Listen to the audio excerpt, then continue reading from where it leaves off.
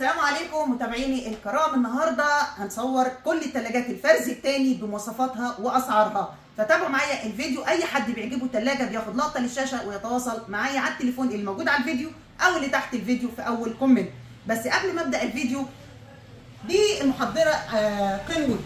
النهارده متابعه اتصلت عليا بتقول لي هل مكتوب عليها ميد ان شاينا ولا لا؟ بقول لها ليه؟ قالت لي علشان انا اشتريت محضره مش مكتوب عليها ميد ان شاينا، فقلت اما اقول لكم على المعلومه دي عشان برضك تستفادوا منها. طبعا انا بصيت على المحضره اللي عندي لقيت مكتوب عليها ميد ان شاينا اهي يا حضرات اهي.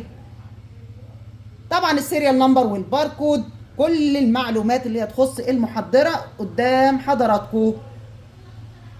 انا قلت بس اقول لكم على المعلومه دي عشان تخلي بالكم. المحضره ديت 1000 واط ب 5000 جنيه.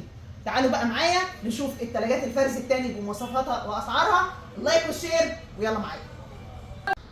ونبدا بالثلاجه الشياكه اللي قدام حضراتكم دي. ثلاجه 430 لتر نو فروست بخار اسود زجاج مرايه زي ما انتم شايفين كده 10 على 10. شكل الثلاجه من جوه نو فروست بخار ما بتعملش تلج. وهذا شكل الثلاجه. ماركه الكتروستار، ضمان شركه، سنه على السيريال نمبر زي ما انتم شايفين حضراتكم كده. 430 لتر فرز تاني. ليه؟ علشان في حكه في جانب الثلاجه، على جنب الثلاجه. يعني لو حضرتك هتاخدي الثلاجه دي وتبيتها جوه المطبخ الحكه مش باينه، هي ملهاش كرتونه، بس انا هوفق لها كرتونه من عندي. سعر الثلاجه دي 15000 جنيه نقطه. الثلاجه اللي بعد كده بوش الالماني التقفيل التركي، من احلى الثلاجات والماركات اللي انا اشتغلت فيها. انا من الناس اللي بحب ماركه بوش. الثلاجه دي فرز تاني 469 لتر. دي بطاقه كفاءه الطاقه اللي بيبقى فيها كل بيانات الثلاجه. السعه اللتريه 469 لتر، والحجم المكافئ 507 لتر. نخلي بالنا من المعلومه دي، في بعض التجار بتتعامل بالحجم المكافئ. لا، السعه اهي، السعه اهي يا جماعه. السعه اللتريه 469 لتر، اعلى كفاءه واقل استهلاك للكهرباء. ادي الماركه بوش الماني تقفيل تركي ديجيتال. فرز تاني، فرز تاني. ليه؟ علشان في نقرات على الثلاجه وعلى الجوانب. يعني لو حضرتك حابب تشوف الثلاجه دي بالذات تقدر تشرفني، حابب اعمل لك بها فيديو بكل تفاصيلها مفيش اي مشكله. عندي خدمه توصيل لاي مكان. الثلاجه اهي 10 على 10. الثلاجه دي ممتازه ممتازه لست بيت او بيت عيله، لان الثلاجه ما شاء الله عميقه. لو دخلنا كده جوه الثلاجه، الثلاجه منظمه مرتبه، فيها خاصيه الاير فريش اللي ما بيخليش الاكل ياخد من ريحه بعضه. الخاصيه دي موجوده في كل ثلاجات البوش الالماني التقفيل التركي. ولو دخلت كده جوه هنلاقي بيانات الثلاجه عشان بس تعرفوا بياناتها. التقفيل تركي، شغل مستورد يا حضرات. وهذا شكل الفريزر تمام كده. هذا شكل الفريزر. انا كده جوه الفريزر. فريزر عميق محترم. ده درج التبريد السريع. ست البيت عايزه تعين حاجه تشيل الدرج ده خالص، يديها كمان مساحه في الفريزر. هقول لها الثلاجه 10 على 10 لو ست بيت وهتاخدها. طبعا الثلاجه بتتغلف فيل واستريتش، ضمان الشركه على السيريال نمبر. سعر الثلاجه دي 28000 جنيه. نخش على سامسونج التايلاندي. سامسونج يا جماعه ينزل لا اما تايلاندي او كوري او بولندي. دي الحاجات الشغل السامسونج اللي انا اشتغلت فيه. معرفش ان كان في انواع تانية او بلد منشأة غير الثلاثه دول تاني او لا. دي انفرتر يعني موفره للكهرباء، وكلمه انفرتر موجوده على الجهاز. الماركه سامسونج.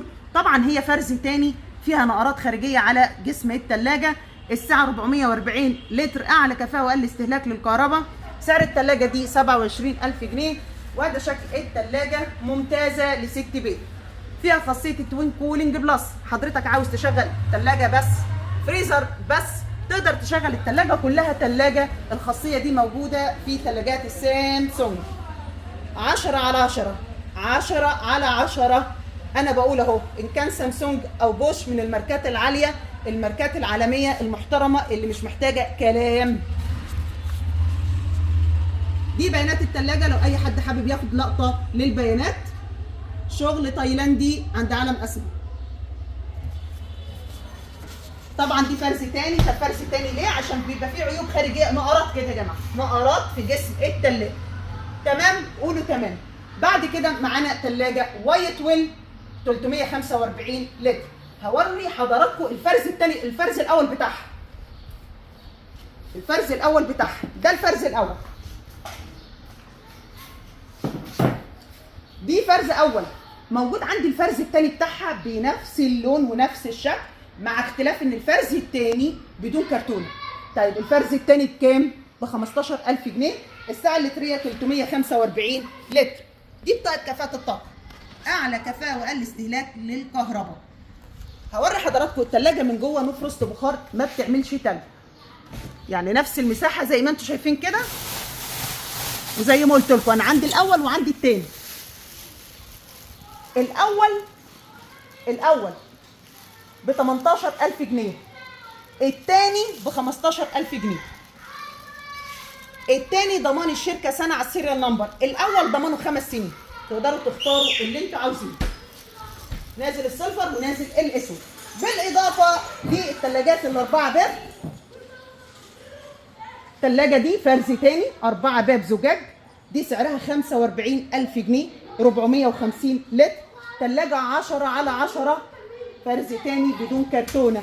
وتعالى واتفرج وشوف الثلاجه، مفيش حد لمسها غير صاحبها بس، بفلها بالاسترتش بتغليفها زي ما انتم شايفين 10/10.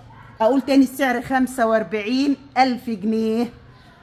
الله يسترها معاكم ومحدش يقول سعرها غالي، الغالي ثمنه فيه والشغل النظيف بيبان. وايت ويل من الماركات العاليه، الماركات المحترمه، اعلى كفاءه واقل استهلاك للكهرباء 450 لتر. انا عايزه اقول لحضراتكم هي 450 لتر بس هي مساحتها اكبر من 450 لتر مقارنه بالماركات الثانيه. ناكد على السعر، دي 45000 جنيه فرز تاني، ضمان الشركه سنه على السيريال نمبر، ديجيتال بشاشه. وموجود كمان الوايت ويل البابين دي فرز تاني، بابين، باب ثلاجه وباب فريزر، انفرتر. كلمه انفرتر موجوده على الجهاز. السعر 41000 جنيه. وطبعا فرز تاني زي ما انتم شايفين خدوش على جسم الثلاجه. وبطاقه كفاءه الطاقه قدام حضراتكم 518 لتر. اما بالنسبه دي محجوزه، فما فيش داعي ان انا اقول لكم مواصفاتها. يا رب كده يكون قلت لكم كل المواصفات او كل الثلاجات اللي موجوده عندي بمواصفاتها واسعارها. زي ما قلت لحضراتكم اي حد بيعجبه جهاز في اي فيديو بياخد لقطه للشاشه ويتواصل معايا.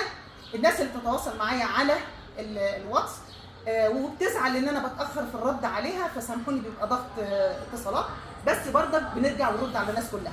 شكرا لكم، مع الف سلامه. على الصفحه معلش سامحوني ان انا بكمل الفيديو بسؤال جاني على الصفحه. انا لما نزلت فيديو الريلز للغسالات ال جي التصوير ما كانش كويس، وفي ناس قالت لي التصوير ما كانش كويس، فانا حبيت بس اعيد المعلومه تاني. الغساله ال جي دي 18 كيلو ونص فوق، اوتوماتيك، انفرتر، سمارت، ضمان شركه ال جي 10 سنين. دي تايلاندي فوق اوتوماتيك يعني فتحتها من فوق. سعرها 22,500 ونص. دي بيانات الثلاجه للتاكيد. معلش الغساله معلش بقى تايلاندي، تمام. ديت فوق اوتوماتيك. ودي المكانس الهيتاشي الاصلي. ونخلي بالنا من الشغل الاصلي بيبقى مكتوب عليه بيانات المكنسه. دي 2100 واط تايلاندي. بيانات المكنسه بتبقى موجوده على المكنسه، تمام. دي اللهم صل عليك يا نبي 18 لتر برميل تايلاندي، الماركه هيتاشي، الوات بتاعها 2100 واط. طبعا ده شغل نظيف. حضرتك عايز شغل تاني زي بيرفكس، دي بيرفكس شغلها مصري 20 لتر برميل برضو، السعر 3000 جنيه.